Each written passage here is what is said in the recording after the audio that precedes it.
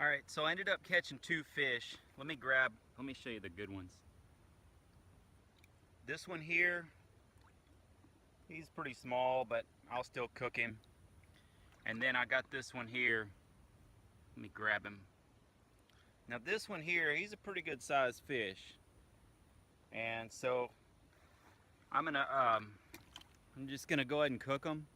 I'm gonna clean them first, but there's other videos of people cleaning them.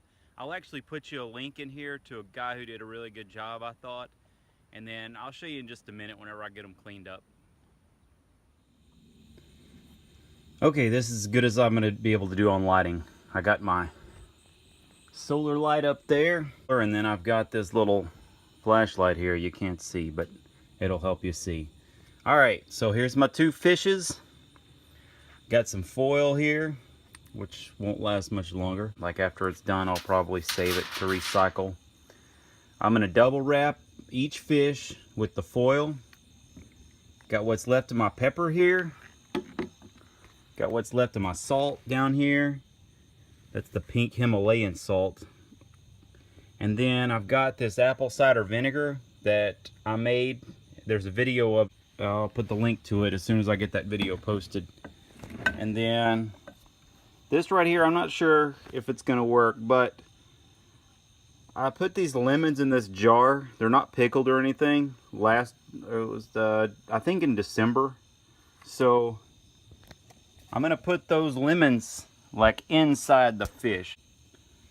You see where the fish is cut open? I'm just gonna put those lemons inside.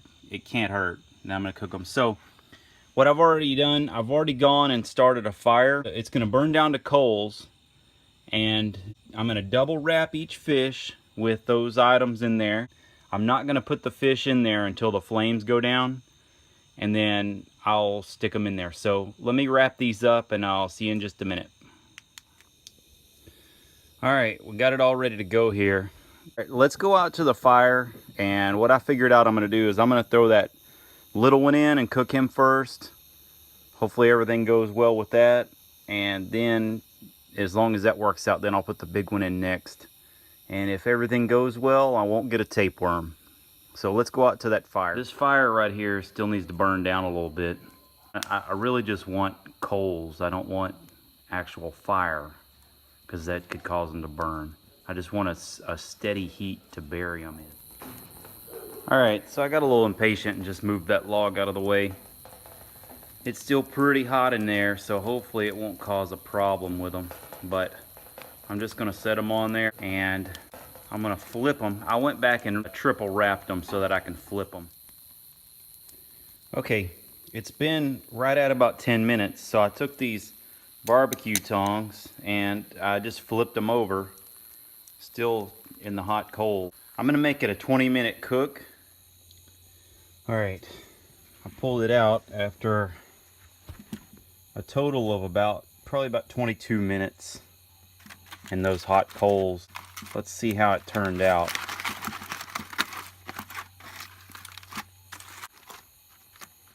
That's burning my hands. Ow, ow, ow, ow, ow. Well, now that looks pretty good. If I could see it a little better without, I want to blind the camera. That actually looks pretty good. I'm gonna cut into it and see how it tastes. It's flaky.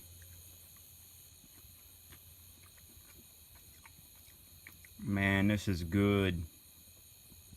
So, anyway,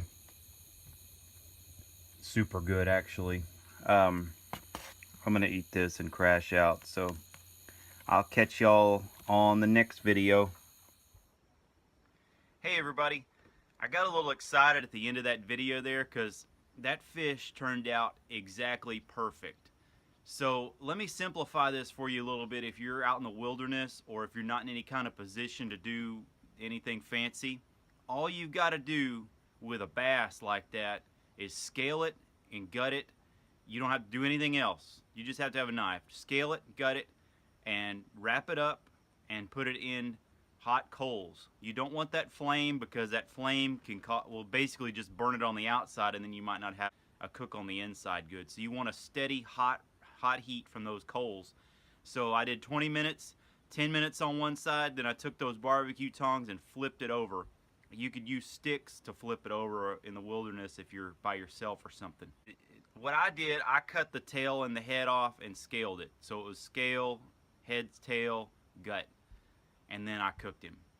But, you know, getting fancy, I put this apple cider vinegar that I made in there to give it a little flavor, and that also breaks down some stuff too, so I think it makes it easier for your digestion to absorb or something, but it gives it flavor to me. Actually, I'll put a link to my video of making apple cider vinegar. It's so easy. Everybody should be making their own apple cider vinegar. It's just a really easy process.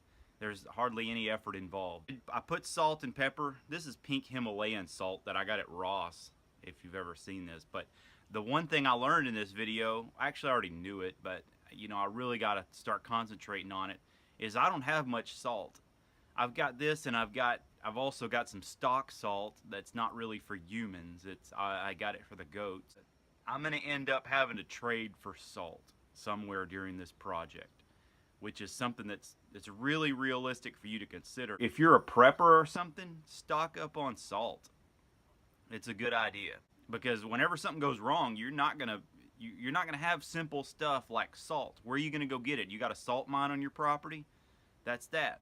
What I'm gonna do is this fall I'll probably take something that I've foraged or gathered, or a rooster or something, and trade it for some salt. That's all I can do. And that's just one of those things that you can't control in your environment. That's all I wanted to run by you. With salt and pepper, just, you know, it's up to you how much you want to put in. I didn't measure it. Same thing with the apple cider vinegar.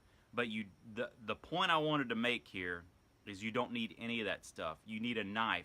You don't have to cut the head and the tail off. Just scale him, gut him, and wrap him up. If you didn't have foil or something like that, you can always use some kind of like a real green leaf to wrap it. Like a lot of big green leaves that won't burn through. Because basically what you got is, you don't want the fire to be able to burn through it. You could use something like, if you had corn shucks or something, you could do that. You'd have to be real careful. It's really important to me that you guys learn something from everything that I do, and you're not wasting your time watching my videos. So if you got anything out of this, or if there's anything better you would like to see me do, or something you want to learn, put it down in the comments section below, and I'll try to accommodate that. You can always find me on Twitter, Instagram, and Facebook at Brazos Forager.